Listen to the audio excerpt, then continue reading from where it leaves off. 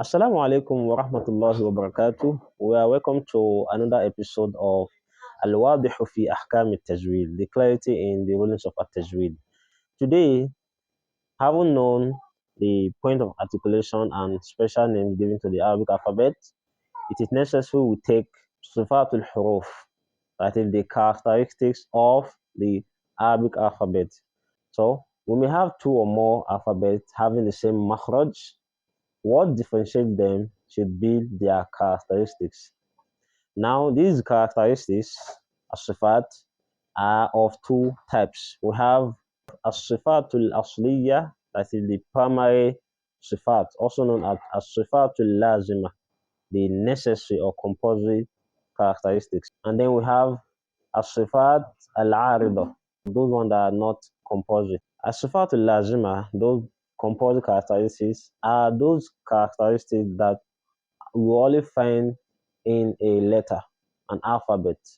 It doesn't disassociate from it. And then al-arida, voluntary ones, are those ones that sometimes they occur. Like it's not compulsory to find idgham, tafkhim, or tarqiq, or mad in the Arabic alphabet. As-sifatul lazima is of two types. We have ma lahu did, that is the one that have opposites, and ma laysa lahu did, those ones that do not have opposite. When we say we have opposite, it means that if an alphabet is not found with one of the characteristics, then it should be having the opposite of it. So when something is not tall, then it should be short. But those ones that do not have opposite, if an alphabet is not found having one of these characteristics, it doesn't mean that it will have the opposite. For example, when something is not white, it doesn't mean it has to be black. As-sifatul lazimatul lati laha ضد.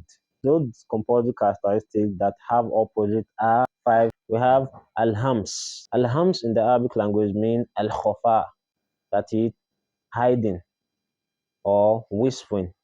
So when we say huruf al-hams, we mean the voiceless letter. So there is no obstruction of air when you pronounce these alphabets, which is why the vocal cord is not being vibrated. And as such, when you put your hand in front of your mouth, you will experience some passage of air. The letters of alhams, you will find them in the letters of the following sentence. Sakata fahathahu shakhsun. That is sin, kaf, ta, fa, ha, tha, ha, shin, kho, and sod. So for example, when you put your hand in your throat and then you pronounce fa, for example, you will not experience any vibration in your vocal cords.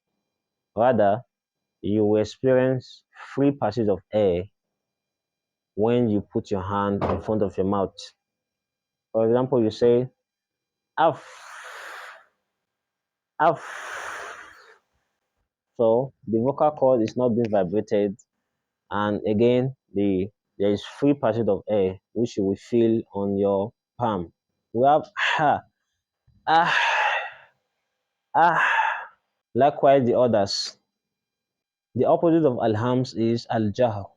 When we say al-jahr in the Arabic language, we mean al-i'lan, proclamation, to make something open. So huruf al-jahr are the voice letters. Those letters that when you pronounce them, the vocal cord is vibrated, and as such, you do not have free passage of air. You will experience some air passage, but it is not as intense as that of huruf al-hams. And its letters are the other letters in the Arabic alphabet, excluding Huruf al-Ham. And to easily get these letters, you will find them in the following. عظم وزن قاري ذي غض جد طلب. So we have Ain, Za, Mim, Waw, Zain, Nun, Qaf, Alif, Ra, Dhal, Ya, Ghain, Dad, Jim, Dal, Ta, Lam, and Ba. So wow, for example, when you say ow or mim am, you experience that there is vibration in your vocal cord, and at the same time, there's less passage of air when you put your hand in front of your mouth. The next is ashidda. When you say ashidda in the Arabic language, it means al quwwa, strength. So Huruuf al-Shidda are the plosive letters. They are strong. That is because when you pronounce them, you experience a sudden stoppage of air and then an instant release of the air. So in such, they appear to be strong, heavy. And you will find them as the alphabet of the following. Ajid Cotton Bakat. We have Alif, Jim, Dal, Kof, To, Ba, Kaf, and Ta. For example, Jim, when you say Aj, the air coming out is being obstructed, it's not freely pronounced, and then a sudden release of such air. That is why we have Aj. So we are not able to say Aj, Ab, Ak. The opposite of ashidda is arrohawa, meaning a lean, that is softness. In the English language, we will call the huruf arrohawa as the fricative letters. That is because there is no sudden stoppage of air that is accompanying these letters in pronunciation and then a sudden release of such air. They are just free. They come out easily. And these letters, they are 16 in numbers. It means that it is not every other letter that are not found in Huruf Shidda that belongs to Huruf Rakhawa. We have 5 other alphabets that are found in what we call Al Bayniyah or At Tawassut, the Huruf Tawassut. Those are neither Shidda nor are they Rakhawa. So every other letter that you will not find in Huruf Shidda, Ajit Cotton Bakat, nor will you find them in Al Bayniyah, that is Lin Umar. We have Lam, Nun, Ain, Mim, and Ra. Then they belong to Rakhawa. They are 16 in number. For example, we have Ha. When you say Ah, there is no sudden obstruction of the air that accompanies it and the sudden release of it. Unlike Jim, when you say Aj, it is different from Ah or Agh. Then at Tawassut, the one that is in between, Shidda and Ar-Rakhawa. These ones, we have Lin Umar, Lam, for example, we have Al. It is been obstructed and released, but it's not as that of a Shidda. The next is Al-Isti'la. In Arabic, it means Al-Irtifa', that is a rise in something. So, Huruf al-Isti'la are those alphabets that when you pronounce them, you experience your tongue rising up, going up, and as such, your voice is also rising up or going up. And you have them to be the letters of the following. That is Kha, Sad, Bod, Ghain, Ta, Qaf, and Za. So Kha, for example, when you say Akh, you experience that your lip is going up, it's rising up towards the upper palate. Out, out, out, out, and out. Unlike the opposite, which is al-istifal, meaning al-inkhifad, a drop of something when something goes down instead of going up. And that is because the letters, when you pronounce them, you will experience that your tongue is not rising up, it's just below. Easy to pronounce. They are not hard, they're not difficult. Like lamb, for example, you say al, the tongue is lowered, it's not enraged. So every other alphabet that you not find in Huruf al-Isti'la, you find them here in Huruf al-Istifal. The next is al-Ittibaq, meaning al-Ittisal, a connection when two things come together. There is so much closeness between the tongue and the upper palate in 4 letters that are present in Huruf al-Itbaq. The opposite of al-Itbaq is al-Infitah, meaning al-Iftiraq, when there's a separation between the and the upper palate when the alphabet, the Huruf al-Infitah, are being pronounced. And then you will find the alphabets to be every other alphabet that does not belong to Huruf al-Itbaq.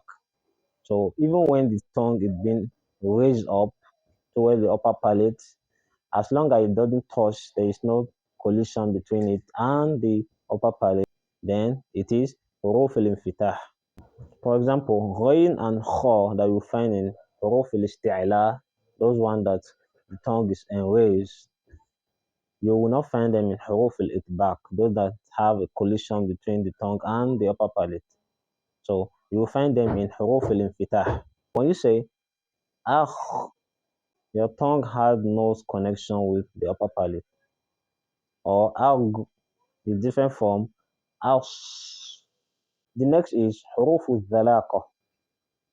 Al-Dhalaqa in the Arabic language means al-fasaha, eloquence, or al-khiffa, reduction or ease. And the Huruf al-Dhalaqa, you will find them as the letters of the following. Far, Ra, Min, Lub. So we have Fa, Ra, Mim, Nun, Lam, and Ba. They are easy to pronounce because they emanate from the lips or the tongue. So when you say Af, Aru, Am, An, Al, Ab, these alphabets are the most eloquent among the Arabic alphabet, which is why the alphabets that do not belong to this class are regarded as the opposite of them. They are called Huruf al-Ismat. Al-Ismat in the Arabic language means al-mana, prevention or a hindrance. So the Huruf al-Ismat are those alphabets that hinder you from being fluent in speaking, which is why it's very difficult for you to find a 4-letter word or a 5-letter word without finding an eloquent letter among them. This is to ease the pronunciation, easy to pronounce. So an alphabet like Qaf is not as easy as Lam and the others. So when you're having a word like Farwa and Dakko, you observe that Farwa contains Huruf al. So it's easy or easier to pronounce than Dakko. So any 4-letter word and above in the Arabic language that does not contain an eloquent letter is seen to be a non-Arabic word. A word like Asjad, it's not easy to pronounce. So when you have it reoccurring in a sentence, then you will know how difficult it is to pronounce. Asjad is a kalimatun farisiya, a word that has its root in the Persian. So with this, we come to the end of Huruf al-Lazima, the necessary huruf that have bid, opposite.